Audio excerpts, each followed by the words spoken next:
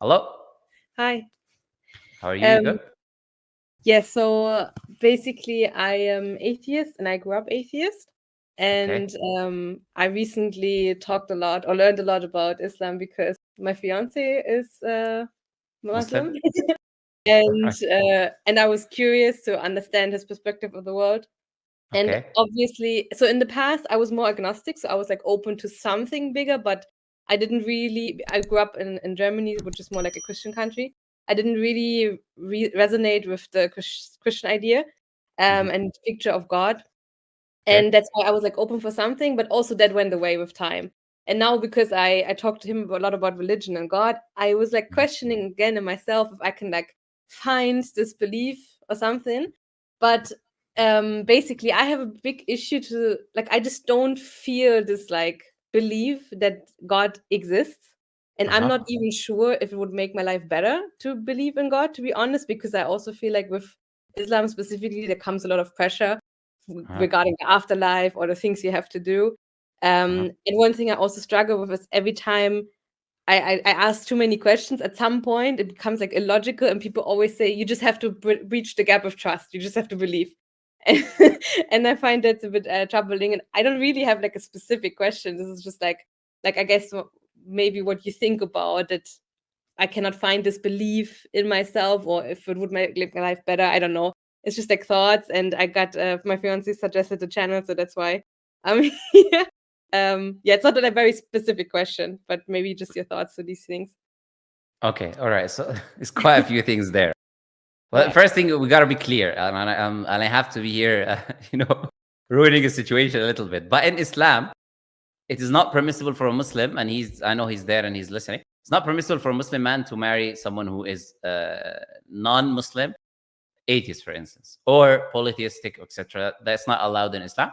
It's permissible for you to marry a Jew or a Christian, for instance, as a woman, but there's conditions that the woman has to be chaste, for instance, and she has to be believing in her religion, not just like culturally, Christian or something. And she doesn't even believe in Christianity. So that's the first thing I'm gonna I'm gonna say because it's important. Second thing, to respond to what you said you don't feel the existence of God. Hmm. That's one thing you said. The other thing you said is you don't feel is going to improve your life, believing Yeah. it. Yeah. Now, I want to make something very important and clear. I would say the existence of the Creator is not based on feelings. The existence of God is either a reality or not. Hmm. So, for instance, today I might be in a good mood, and I feel that this light in front of me exists. I might be in a bad mood, and I say it doesn't exist. It's not going to Hmm. disappear, right? The light exists in reality. Irrelevant of my subjective personal opinion, the light will continue to exist. So Yes. there are things that exist in objective human reality. They're not binded by subjective opinion, feelings, or experiences. Okay? So Hmm. the first thing I would say is to not think of God just as how do I feel right now. It's not the right way, it's not the right measurement to determine whether God exists or not. Number two, is it going to benefit my life? I'll respond with the same thing. Whether this light benefits me or not. That's again a subjective personal thing. The question should be, does the light exist or not? Whether the light benefits me or not, that is not a criteria for whether it exists or not. Hmm. Maybe there is a creator that exists and it doesn't benefit your life. Let's assume hypothetically, right? We don't believe that. But I'm saying hypothetically, why do you believe that the creator needs to benefit you? You're a creation. But If the thing is, I don't believe that, right? That's the point. That's why I have such trouble because in my reality, what you said, for me, I'm sorry, but like God does not exist, right? For You don't need me, to be sorry. It's fine. Like you can. I don't mind. But so I'm trying to explain something different to you. I yeah, yeah, know I you get don't believe in a creator, but I'm mm, saying what you're presenting is what I'm trying to tell you. What you're presenting is not an argument. Is what I'm trying to tell you. Is not an mm, argument against the existence of a creator, right? yes, So if someone were to say, "I don't believe a creator exists," he cannot say because I feel like this. For mm, instance, that's not proof. He cannot say because God doesn't benefit me. That's also not proof. mm, Because even if these things were true, that you feel this way and it doesn't benefit you, still God can still exist. That's yeah, that's the point I'm trying to make to you, right? hmm, So that is the first thing. Now, how do you know whether God exists or not? I'll tell you very simply. Can something, we use rationality and common sense, can something come from nothing? Absolute nothingness. I mean, no, Okay, when I say absolute nothingness, I'm saying no energy, no matter, no space, no quarks, nothing. No. Right? If there was ever nothing, it will always be nothing.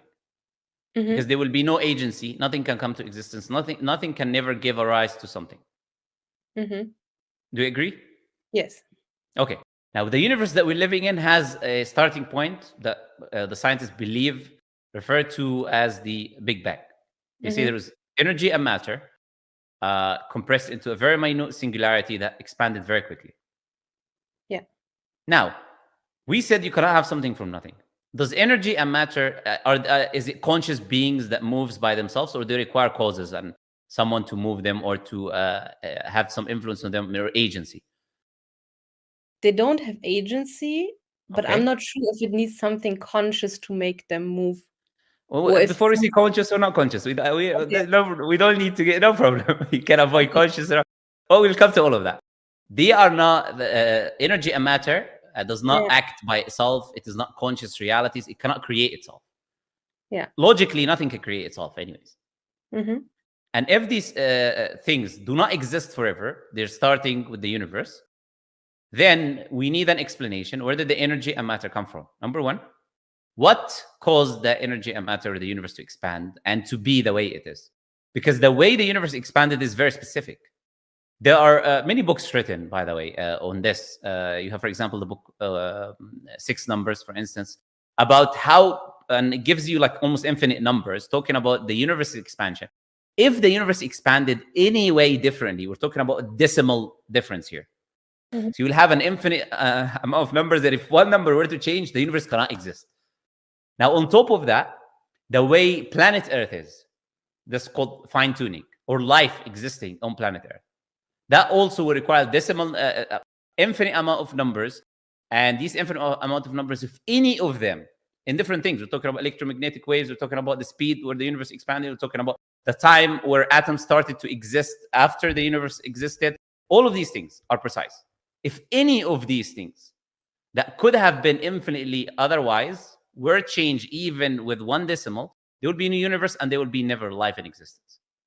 Mhm. Now, what does that mean? That means that there was what you refer to, a conscious, or whatever term you want to use, there was a decision made that things will happen the way they are. Whatever caused the universe, whatever that is, whatever you want to call it, whatever you want to refer to it, whatever brought the energy and matter into existence and caused it to expand the way it did, in the precise way that it did, intended it to be that way. Is there not a possibility, because we know there are multiple galaxies and things, that That's all the universe still. yeah, but that this was just one of nearly infinite like experiments, and Sure, we sure. just happened to come to be the one that has been in the right position. You know what I mean? So that's just been so I know many. it. I know what you mean, and I'll tell you why the argument doesn't work. There's two reasons why the argument doesn't work. And this is Okay. the argument that atheists will move to, with all due respect, to avoid accepting the existence of God. So this is called the multiverse theory, and it was Yes. brought forward by Stephen Hawking, and he has no evidence for it. He admits you cannot have evidence for something outside your universe because you cannot observe or test. You can just make a claim. That's it. You can just say, "Oh, I don't want to believe in God. There could have been an infinite existence of something." So the first thing I would say, that is proposed by atheists who don't want to believe in God. So it's not about rationality anymore. It's not about whether God exists or not. It's about you not wanting to believe in a creator. Therefore, you will seek any alternative to fit that criteria. But I'll tell you why that doesn't work.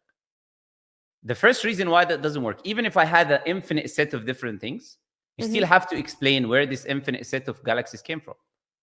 Why do they exist? Who brought them into existence? Even if they were infinite numbers and one happened to be one way, where did all of these infinite galaxies come from? So we didn't really escape the question by claiming that there was infinite and we happen to be that way. That can try to answer the idea of why it is the way it is. But again, what I'm saying is there is no proof for infinite galaxies. There is no proof for anything of that sort. So we cannot consider a possibility that has no evidences.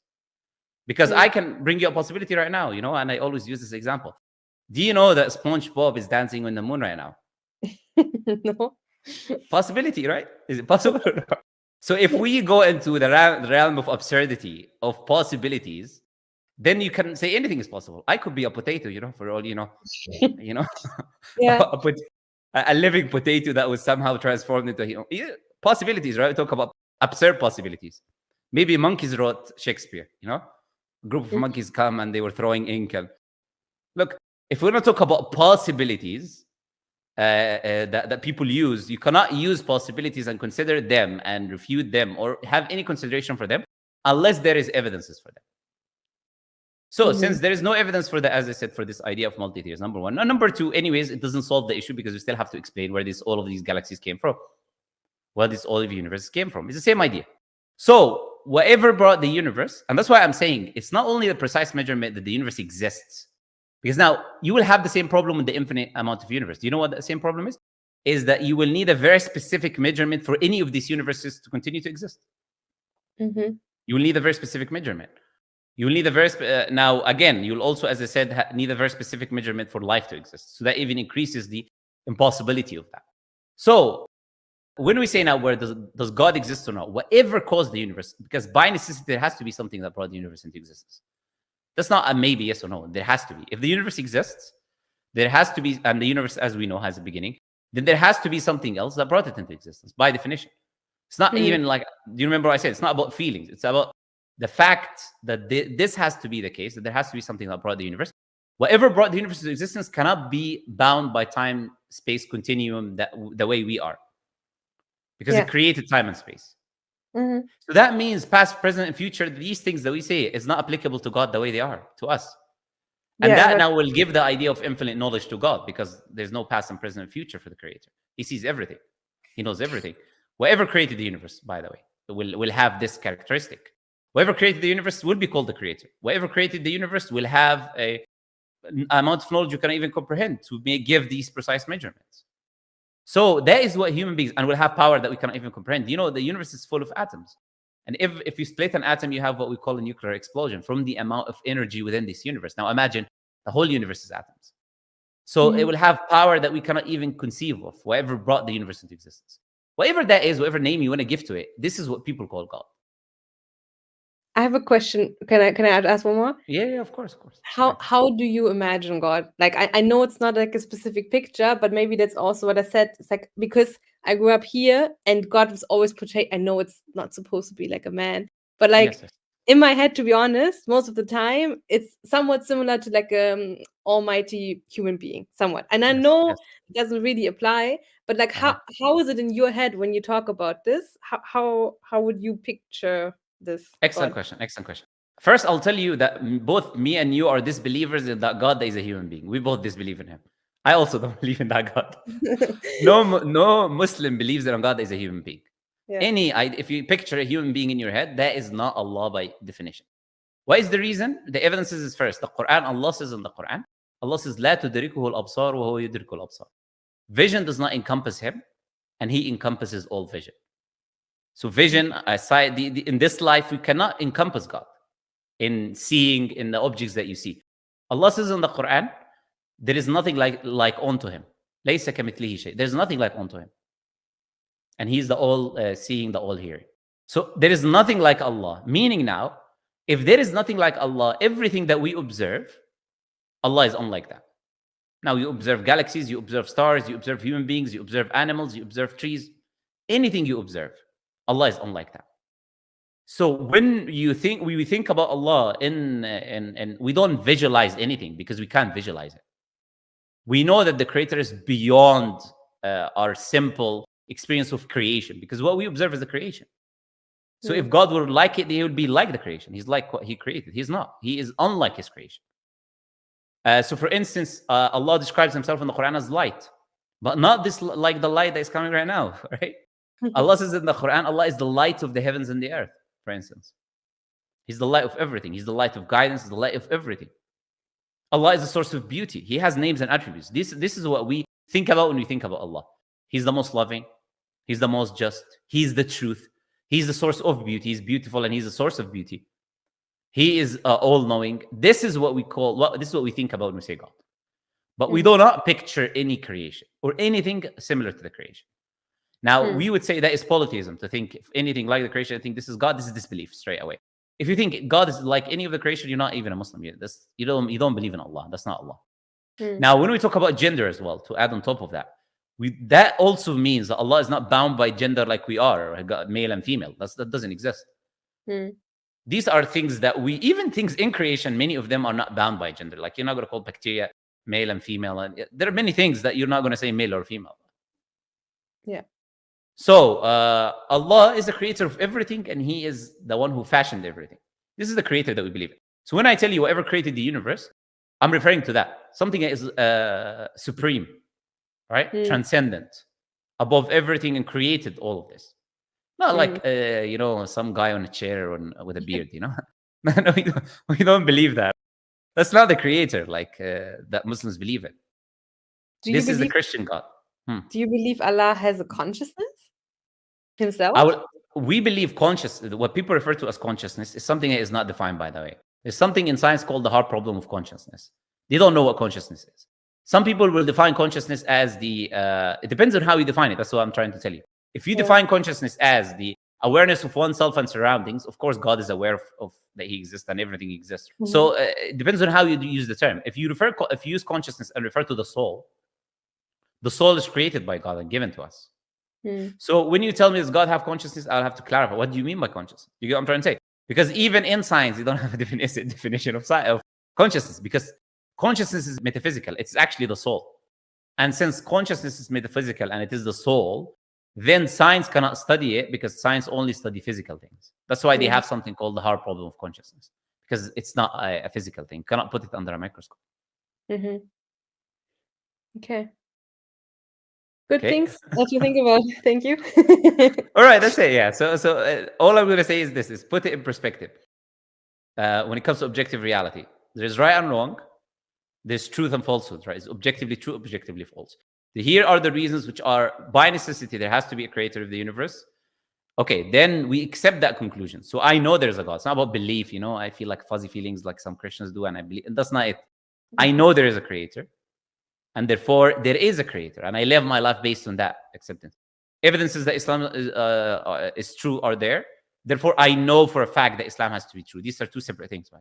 Because God can exist, but it can be a different religion. But there's also objective evidences and facts why Islam is true. By the way, I have a lecture on my channel. It's like an hour, more than an hour, where I talk about by the way, because it'll take hours and hours, some of the evidences for why Islam is objectively true. So all of these things are objective facts. It's not about personal opinion or feelings. And just think about that, as they say, sleep on it, and next day think about it a little bit. And I would recommend read the Quran. And if you got any more questions, welcome to ask now or later. You're welcome to come back anytime and ask them. Very much. Yeah. Problem? My pleasure. All right. Nice having you. Bye-bye. I'll let you go. Bye-bye.